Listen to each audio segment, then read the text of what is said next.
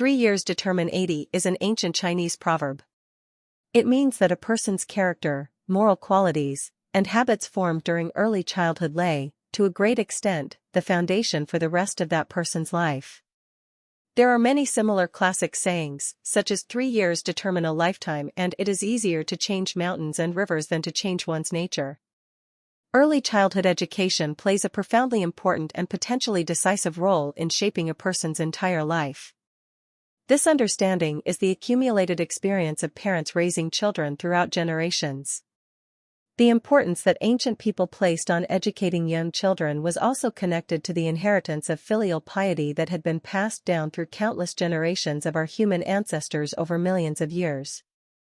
Modern scientific research provides a biological explanation for this traditional wisdom. By around the age of 3, a child's brain has developed to approximately 80% of its adult size. The human brain is also strongly influenced by early experiences and impressions. The people, events, and environment a child encounters during early childhood can leave deep impressions and influence the way that person thinks and behaves later in life. According to research by UNICEF, the period from birth to age 3 is a critical window of opportunity for children's brain development. This means that new parents must pay particular attention to their children during these first 3 years, providing them with care, attention, and a nurturing environment. They should never underestimate the importance of this period. The ancient Chinese children's primer 3-character classic, Sanzi Jing, begins with these famous words. At the beginning of human life, human nature is inherently good. People are similar by nature, but their habits make them different.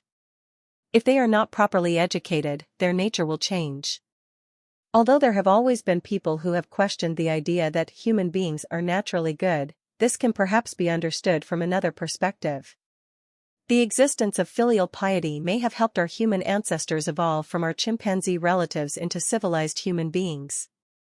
After millions of years and hundreds of thousands of generations of cultural and biological evolution, could a culture fundamentally based on selfishness and evil really have survived and continued to be passed down? Human beings are born with basic survival instincts, including the instinct to seek food and protect themselves. It is therefore perfectly normal for a young child whose mind has not yet matured to be unwilling to share food or toys that belong to them. Such behavior should not necessarily be interpreted as a lack of kindness or an inherently bad nature. Family harmony brings prosperity in everything is a traditional Chinese saying. It means that when family members live together harmoniously and treat one another with love and respect, the family can prosper and its affairs can proceed smoothly. A harmonious, warm, and loving traditional family environment is precisely what a newborn baby needs most. The love that parents have for their children is among the most selfless and purest forms of human affection, a lifetime of quiet devotion given without expecting anything in return. At the same time, they show love and respect toward their own aging parents, fulfill their responsibilities toward them, and care for them with devotion. They work together to build a family characterized by peace, security, happiness, and love. In 2008, the Chinese-American biochemist Roger Y. Chen, who was born in New York, was awarded the Nobel Prize in Chemistry.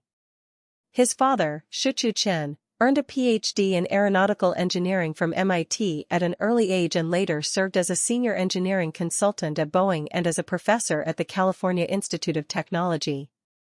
Roger Chen's eldest brother, Richard Chen, was elected a member of the U.S. National Academy of Sciences, while his second brother, Chinyoung Liu, also received an excellent scientific education and had a background in engineering. Together, they represent a typical family deeply rooted in scholarship and education. Yet more than 1,000 years ago, the Qian family was merely an ordinary family. Even Qian Liu, 852 to 932, the founding ancestor whom generations of the Qian family have honored, did not come from a distinguished background.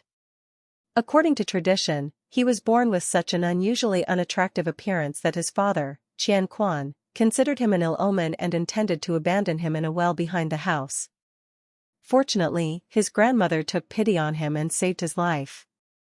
From an early age, Qian Liu studied martial arts but received little formal education. As a young man, he made a living selling illicit salt.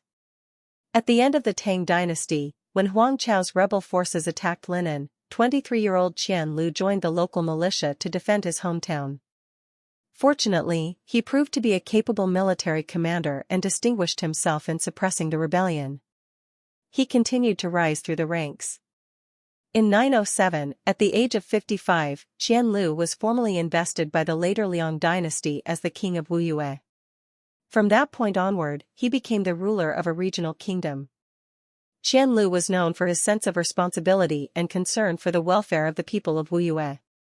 As he struggled to govern and serve his people, he came to realize the importance of education and regretted that, when he was young, he had devoted too much attention to martial arts while neglecting learning and cultural knowledge. For this reason, he later made sure to include a famous instruction in the Qian family rules: even if your descendants are not clever, they must still study the classics and literature. He emphasized that education and cultural learning were essential to the future of his descendants. In 978, following Qian Lu's final wishes, the Qian clan and the royal family voluntarily surrendered their territory to the northern Song court in the Central Plains, bringing their regional regime to an end peacefully. This became the famous historical event known as returning the territory to the Song. The people were spared the devastation of war, making it one of the relatively rare examples of peaceful political reunification in Chinese history. Although the Qian family gave up political power, it thereafter devoted even greater attention to the education of its descendants. Through strict family rules and traditions, the family placed great emphasis on education. A strong culture of reading, scholarship, and the study of Chinese history and classical literature developed within the clan, with each generation building upon the achievements of the previous one. In ancient China, government officials were selected through the imperial examination system. As early as the Northern Song dynasty, large numbers of members of the Qian family had entered government service. Although the Qian surname was not particularly common, it became extraordinarily prestigious. In the 100 family surnames, Qian ranks second, immediately after the imperial surname Zhao. Even the Northern Song emperor praised the Qian clan, declaring that in loyalty and filial piety, none surpasses the Qian family. During the Yuan, Ming, and Qing dynasties that followed, the Qian family produced even more prominent figures, including successful candidates in the imperial examinations, top-ranking scholars, renowned academics, and distinguished Confucian scholars. In modern times, the Qian family has continued to produce outstanding figures in science, technology, history, and literature.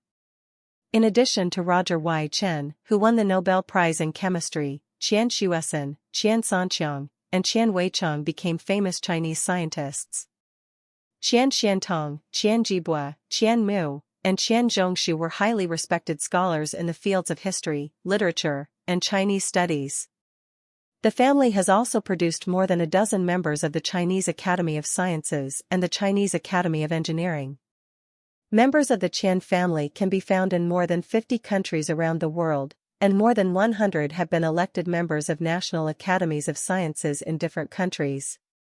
For more than 1,000 years, the Qian family has produced talented people throughout the world, becoming in many respects even more prosperous and distinguished than the imperial clans of China's successive dynasties.